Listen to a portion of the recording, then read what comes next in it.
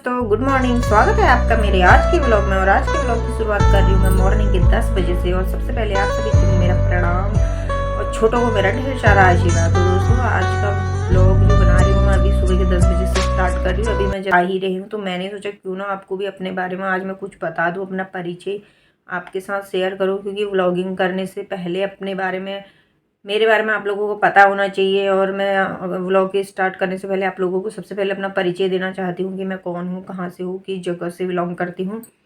सबसे पहले यही बताना ज़रूरी होता है अगर हम ब्लॉगिंग के मतलब कोई भी वीडियो की स्टार्ट कर रहे हैं तो सबसे पहले उसके बारे में जानना बहुत ज़रूरी होता है। तो चलो दोस्तों, मैं बताती हूँ आपको कि मैं कहाँ से बिलोंग करती हूँ। मैं उत्तराखंड से बिलोंग करती हूँ। उत्तराखंड के गढ़वाल से नहीं, मैं कुमाऊँ से बिलोंग करती हूँ। कुमाऊँ में हल्द्वानी मेरा ससुराल है और जो मेरा मायका है वो रानीखेत। आप लोगों ने नाम सुना ही होगा। कौन कौन रानीखेत से बिलोंग करता है मुझे कमेंट करना ज़रूर। अगर कोई रानीखेत वाले या रानीखेत को जानते हो, वहाँ से वीडियो देख रहे हों या वहाँ के हों, तो मुझे कमेंट करके ज़रूर शेयर करना कि हम लोग रानीखेत से कौन, पहले तो सबसे पहले उत्तराखंड से कौन कौन सी जगह से वीडियो देख रहा है। अपने अपने स्टेट का नाम ना, अपने अपनी जगह का नाम ज़रूर बताना दोस्तों। और जो है, मैं हूँ रानीखेत से। रानीखेत में मेरा मायका है। रानीखेत में एक छोटा सा गाँव है, वहीं से मेरा मायका है। वो गनियादुली, उतना डीपली आप लोग शायद नहीं जानते होंगे। रानीखेत के पहले पड़ता है गनियादुली, उधर ही मेरा मायका है।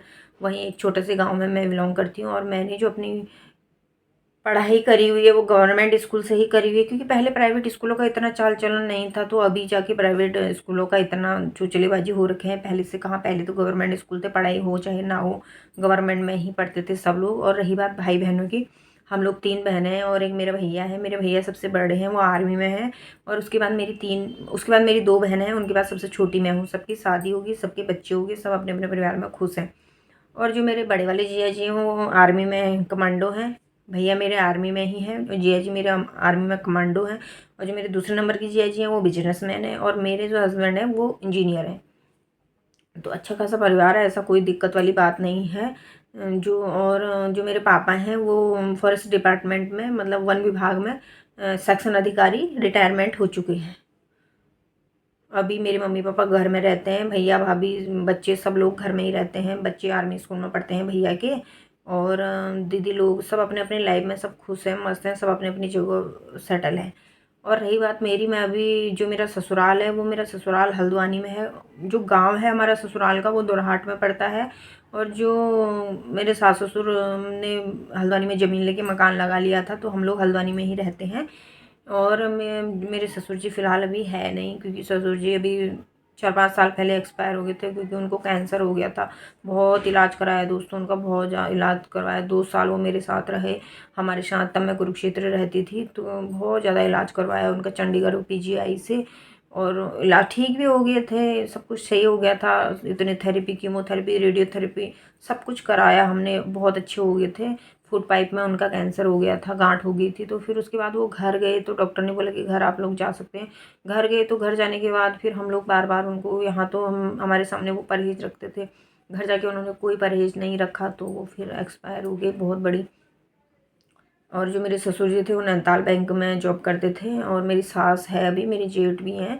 तो चलो मैं मायके से बता दूँ आपको, जो मैंने स्कूल की पढ़ाई करी है वो गवर्नमेंट स्कूल में पढ़ाई करी है। आपको मैंने बता ही दिया है। अपने स्कूल, अपने गांव के पास में एक छोटे से स्कूल है, जहाँ कुछ टीचर पढ़ाते वढ़ाते कुछ नहीं थे, बस हम लोगों का भविष्य कर दिया है ख़राब। उन समय हमें भी अच्छा लगता था वही सब कुछ, क्योंकि उस समय हम लोगों को इतना आइडिया नहीं था कि पढ़ाई भी कोई वैल्यू रखती है। क्योंकि माँ बाप हम लोगों को बस यही सिखाया जाता था, इंटर पास करना है, शादी कर देनी है, और वही घर का चूल्हा चौका ही संभालना है। वही सब कुछ हम लोगों के दिमाग में डाला हुआ था। तो वही सब कुछ हम लोग सुनते सुनते ही फिर उतना पढ़ाई पे इतना था भी नहीं। और जहाँ तक है पढ़ाई में मैं अच्छी ही रही हूँ हमेशा।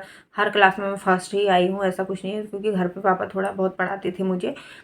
और फिर मैंने 8th तक तो अपने गांव में ही पढ़ा। और 9th और 10th जो मैंने पढ़ा वो ताड़खेत गर्ल्स स्कूल से पढ़ा हुआ है। और फिर 11th 12th जो मैंने पढ़ा वो प्रेम विद्यालय इंटरनेशनल प्रेम विद्यालय इंटर कॉलेज, इंटरनेशनल का इंटर कॉलेज ताड़खेत से ही पढ़ा हुआ है, प्रेम विद्यालय से।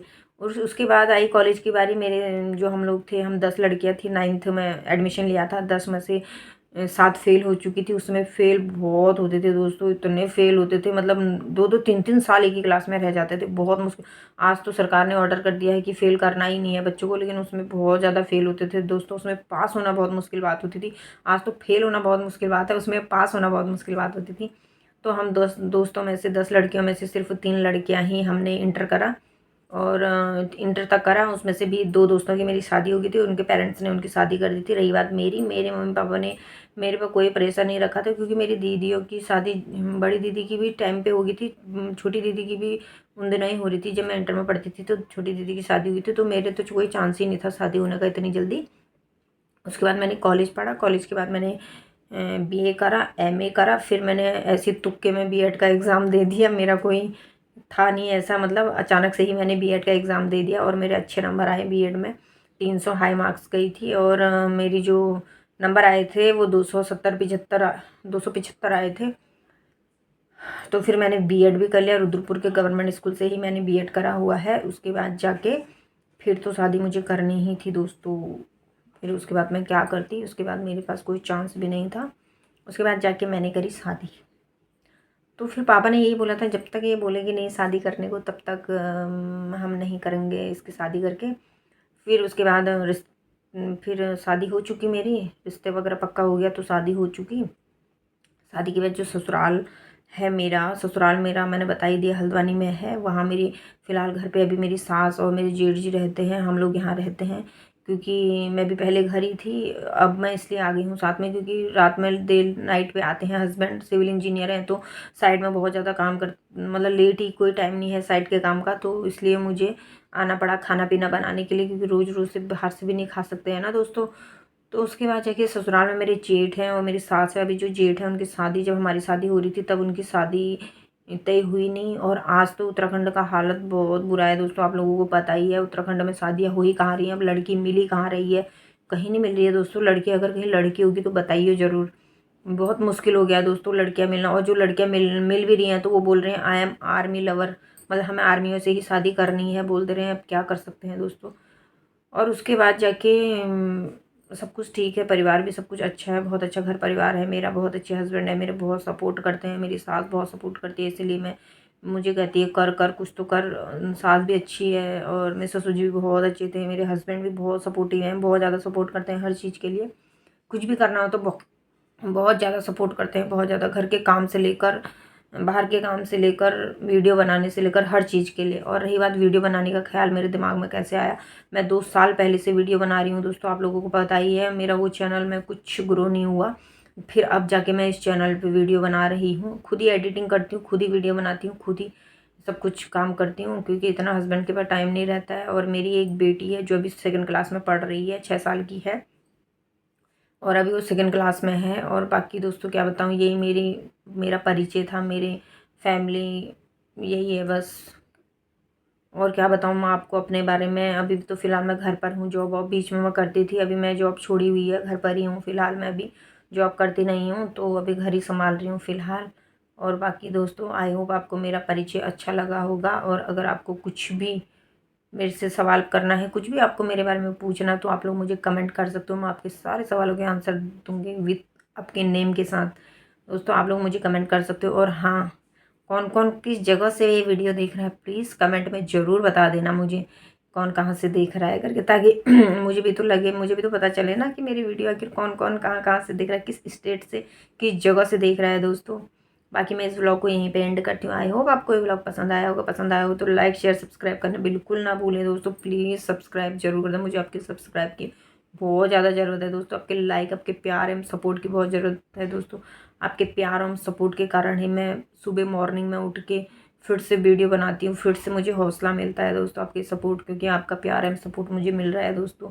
आगे भी अपना प्यार एवं सपोर्ट बनाए रखना। और जिसने भी